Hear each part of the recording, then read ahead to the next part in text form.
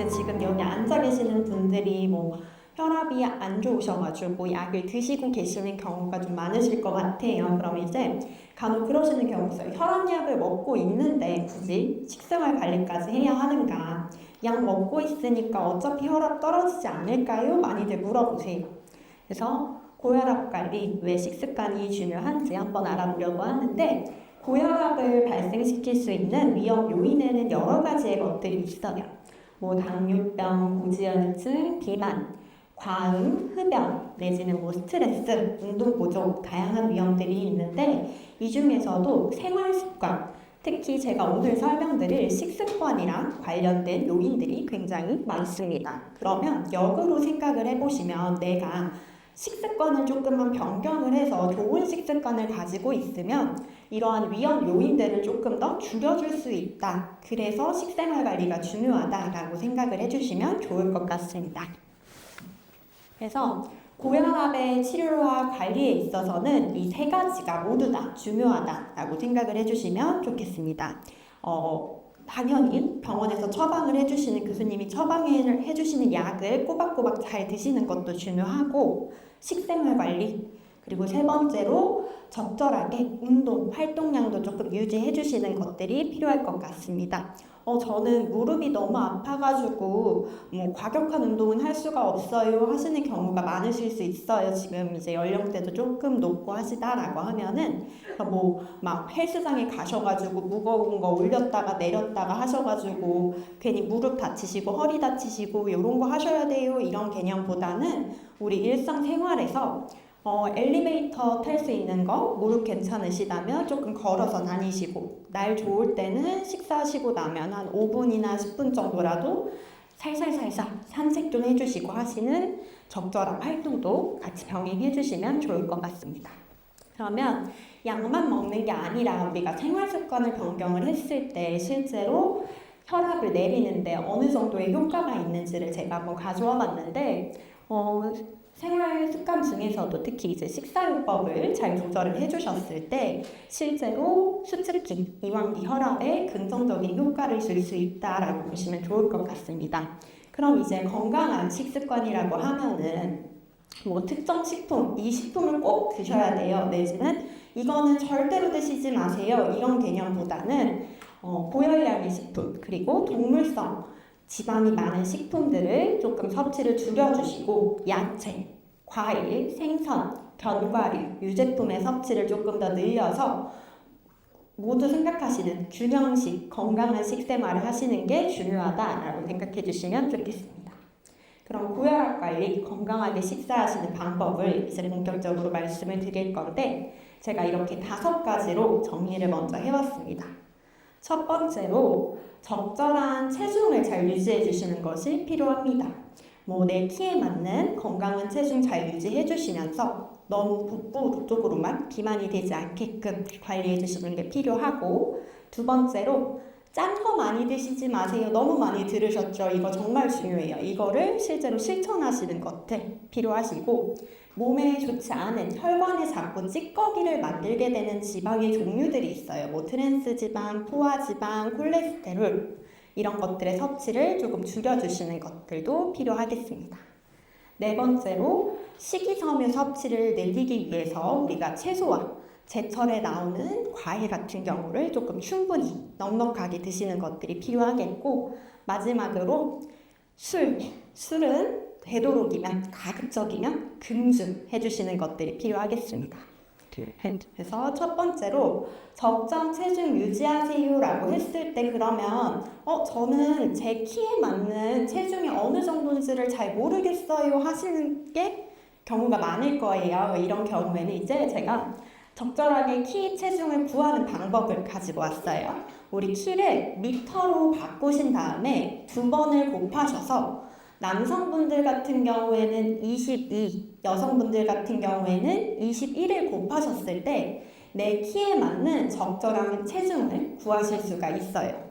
저는 이거 너무 어려워요 하시면 제가 옆쪽에 표에 다 구해서 가져와서 내 키에 맞는 적절한 체중 한번 확인해 보시면 좋을 것 같습니다. 그러면 이 체중을 꼭 딱 맞춰서 유지해야 되는 걸까요? 그거는 아니고 이 적절한 체중에 플러스 마이너스 한 10% 정도까지는 내 키에 맞는 건강한 체중을 잘 유지하고 계신다라고 생각을 해주시면 좋을 것 같고, 혹시 저는 여기서 말하는 건강한 체중보다 10% 이상 조금 많이 나가요 하시는 경우에는 체중 감량이 조금 필요하다. 조금은 체중을 1, 2kg 정도 내지는 2, 3kg 정도 빼셔가지고 건강한 체중 범위로 들어오실 수 있게끔 노력해 주시면 좋겠습니다.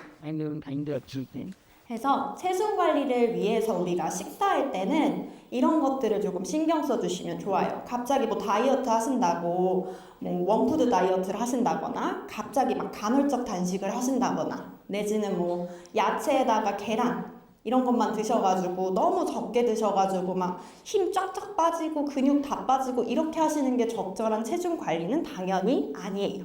그래서 오히려 아침, 점심, 저녁 정규 식사를 나한테 필요한 양만큼을 적절하게 드시는 게 제일 중요하고요. 식사를 적절하게 하시고 오히려 습관적으로 드시게 되는 후식 내지는 막 이렇게 조그만하게 소포장된 간식들 요런 거 섭취를 조금 줄여주시는 것들이 필요하겠습니다. 제가 체중 관리하시는 분들한테 꼭 한 가지 말씀드리고 당부드리는 게 식사를 조금만 천천히 해주세요.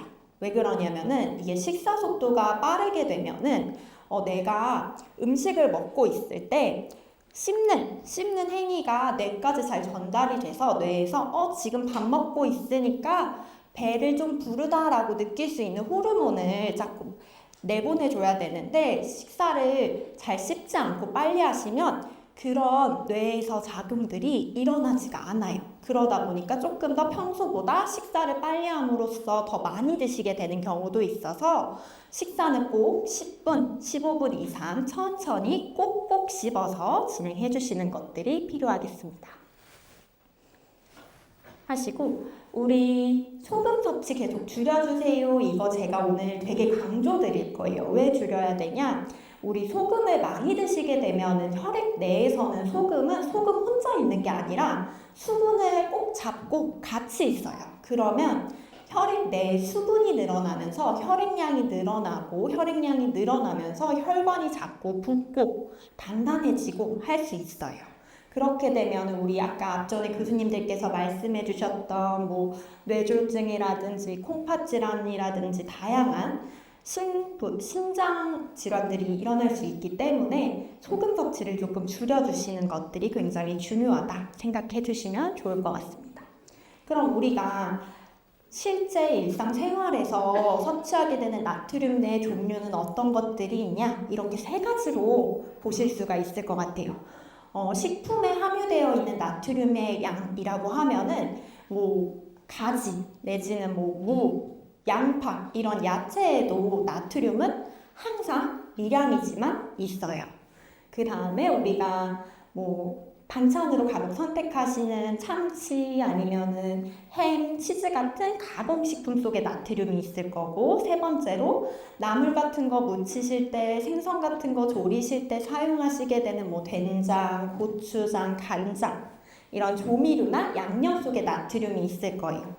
그럼 우리가 조절을 할 수 있는 거, 우리의 의지로 조절을 할 수 있는 나트륨의 종류에는 두 번째, 세 번째 가공식품 선택을 하실 때 나트륨 함량이 적은 거 내지는 그냥 자연식품을 선택을 해주시거나, 세 번째 조미료 양념 속에 있는 나트륨을 내가 조금 더 평소보다 적게 사용을 하신다거나 하셔서 이런 것들은 조절이 가능하다. 그래서 이런 것들을 조절하는 방법을 자세히 설명을 드릴 거고요.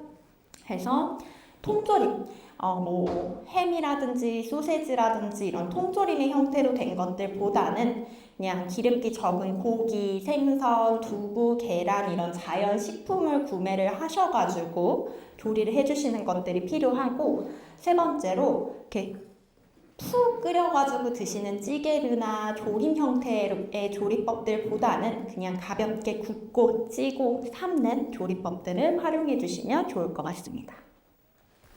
그래서 제가 나트륨 섭취를 줄이기 위한 3단계를 가져와 봤는데, 식품을 선택할 때 그리고 조리할 때 실제로 식사를 진행을 하실 때 우리는 어떤 것들을 실천해야 되는지 하나씩 보겠습니다.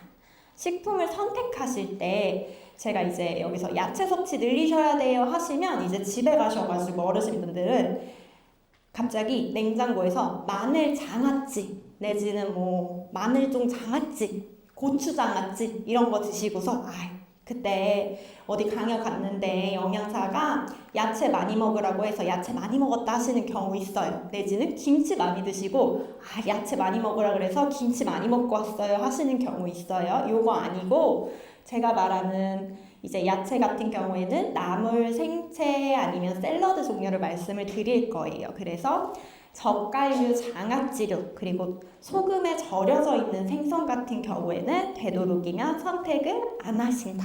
이렇게 생각을 해주시면 좋을 것 같고, 제가 제품을 선택을 하실 때 영양 성분 표시를 꼭 확인해 주세요 라고 말씀을 드릴 거예요. 그러면 영양 성분표가 뭔데? 이러시는 경우가 있어요. 오늘 여기 들어오실 때 음료 하나씩 받으셨을 거예요. 오늘 음료 받으신 거 뒤에도 영양 성분표라고 하는 게 붙어 있을 거예요. 그러면 영양 성분표는 어떤 걸 의미하냐?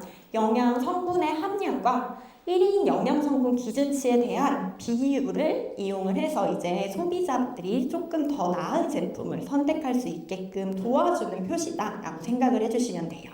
그래서 정보를 보실 때 나는 혈압 관리가 필요해요 라고 하시는 경우에는 어떤 것들을 보면 좋으냐? 나트륨, 지방 중에서도 특히 포화지방이나 트랜스지방, 콜레스테롤, 그리고 추가적으로 이런 오늘같이 음료를 구매하실 때에는 당류까지 한번 확인을 해주시면 좋을 것 같아요. 근데 저는 이런 정보, 영양 정보까지는 보기가 너무 힘들어요 하시면 탕류 같은 거 국물 제품을 구매하실 때에는 가운데에 있는 것처럼 1단계부터 8단계까지 숫자랑 색깔로도 나트륨의 함량을 표시해드리고 있어요. 그래서 이왕이면 똑같은 제품을 구매하실 거면 고민하시는 제품 중에서 뒤에 성분 표시를 보시고 숫자가 조금 더 작은 거를 선택해 주시면 나트륨 함량이 조금 더 적은 제품을 선택하실 수 있다 생각을 해주시면 좋을 것 같습니다. 그리고 이런 것도 보기가 저는 너무 힘들어요 하시면은 우리 요즘에는 마트 가시면 당 제로 아니면은 뭐 당을 줄였어요 이렇게 써 있는 게 있듯이 나트륨도 똑같이 나트륨을 줄여서 나온 제품들이 있어요. 동일한 제품들이더라도 동일 제품 대비 나트륨 함량을 25% 이상을 낮춰야지 덜 내지는 라이트, 감소라는 단어를 포장지에 표기할 수가 있어요. 그래서 똑같은 뭐 간장을 사신다 내지는 뭐 식빵을 사신다거나 하실 때도 거기 앞쪽에 나트륨 함량을 줄인, 나트륨을 조금 내린 이런 표시가 있는 것들을 구매를 해주시는 것도 나트륨 함량을 줄이시는데 도움이 될 수 있을 것 같습니다. 두 번째로 조리하실 때 같은 경우에는 염분이 적은 조리법을 먼저 선택을 해주시고 조리 마지막 단계에서 간을 해주시는 것들이 필요하고 된장, 고추장, 간장 이런 짠맛을 내는 양념에만 의지하기보다는 조금 더 채소를 충분히 넣으셔가지고 식품 자체의 맛을 살려가지고 조리를 해주시는 것들이 필요하겠습니다.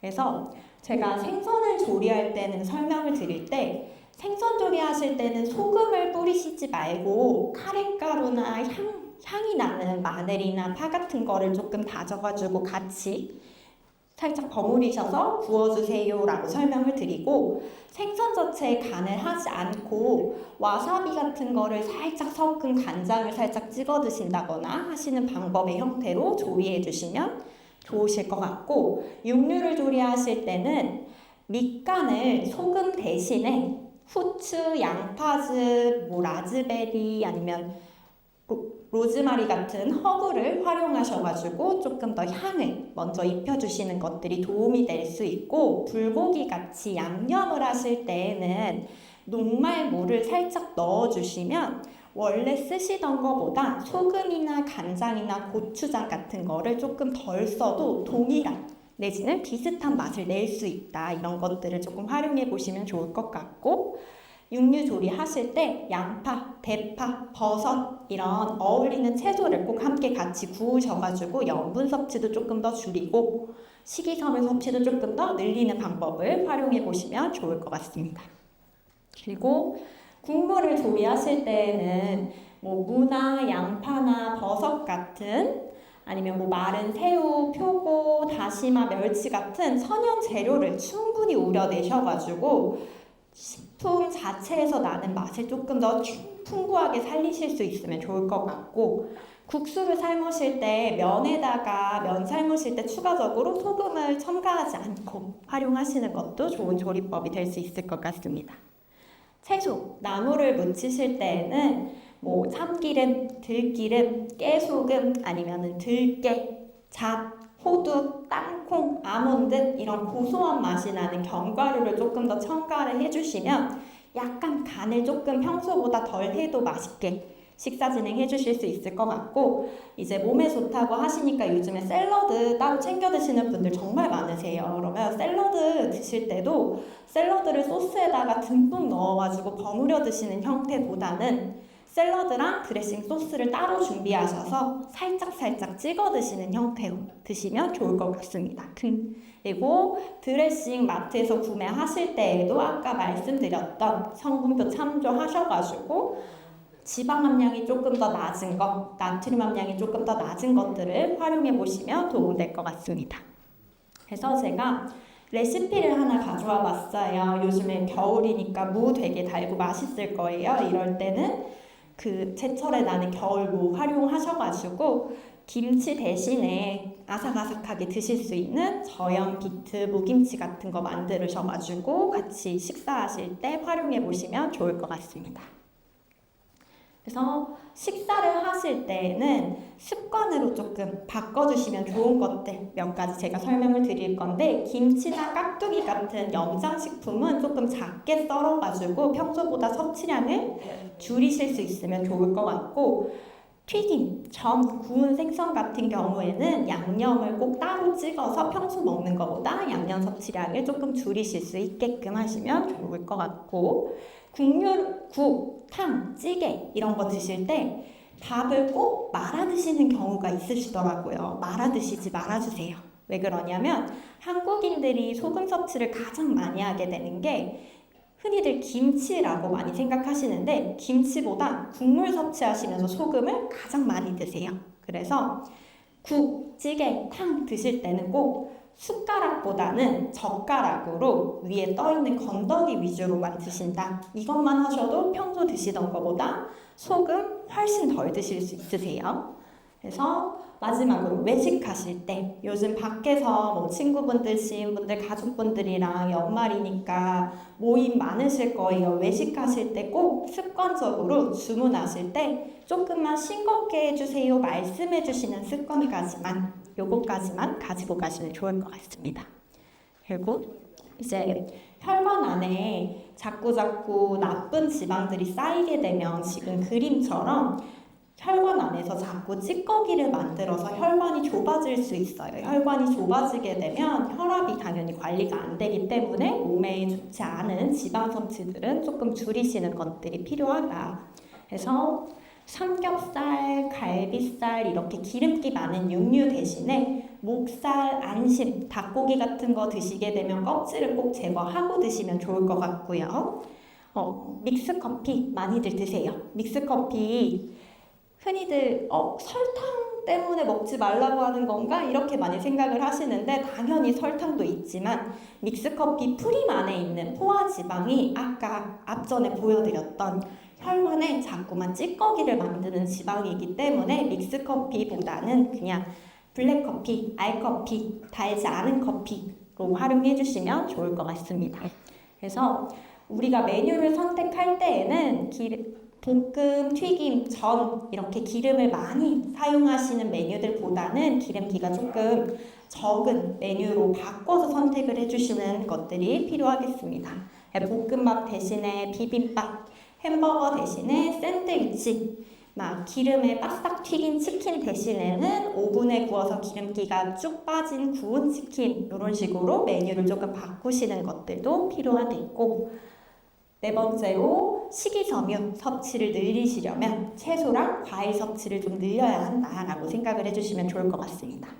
식이섬유 섭취를 늘리시게 되면은 혈액 내에 콜레스테롤 수치를 낮추는 데도 도움이 될 뿐만 아니라 우리 식후에 혈당이 갑자기 확 오르는 걸 조금 지연시켜 줄 수 있어서 야채, 제철에 나는 뭐 쌈채소도 좋고요, 샐러드도 좋고요, 나물류도 좋아해요. 넉넉하게 끼니 때마다 이렇게 손바닥 펼치셨을 때 손바닥 기준으로 봤을 때 2접시, 3접시 이상 넉넉하게 끼니 때마다 꼭 챙겨 드신다.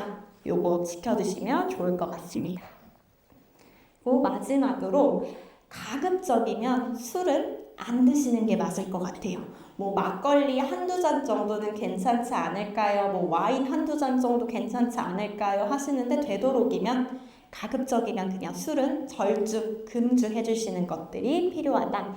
어찌됐든 술을 드시게 되면 당연히 혈압도 올릴 뿐만 아니라 사실 술에는 아무런 영양가가 없고 열량만 있기 때문에 체중 증가하시는 원인이 되기도 하고요. 혈액 내에 중성지방을 올리는 원인이 되기도 하기 때문에 술은 되도록이면 금주 지켜주시면 좋겠습니다. 그래서 총 우리 요약을 하자면 우리가 매끼 식사하실 때 올리고 줄여야 되는 것들을 제가 표시해 봤는데 식이섬유 섭취를 늘리려고 채소랑 과일을 조금 넉넉하게 드신다. 저지방 유제품, 칼슘 단백질 때문에 활용하시는 것 권장되고 있고요.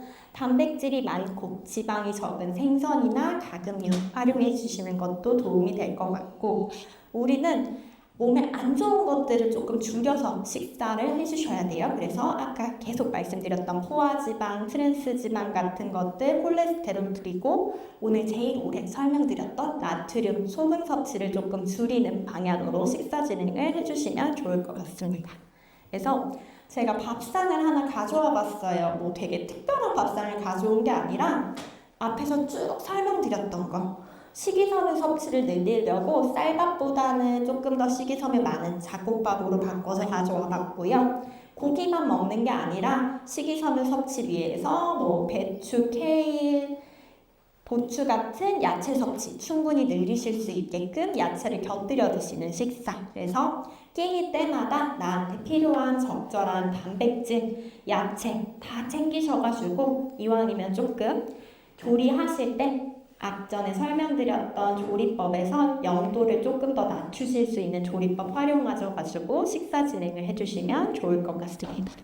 그래서 식이요법이 되게 별거 아닌 것 같아도 우리 식이요법, 생활요법만 잘 하셔도 혈압약 하는 정도의 효과를 얻으실 수 있기 때문에 오늘 말씀드렸던 것들 중에서 딱 한 가지 정도라도 꼭 지키실 수 있었으면 좋겠습니다.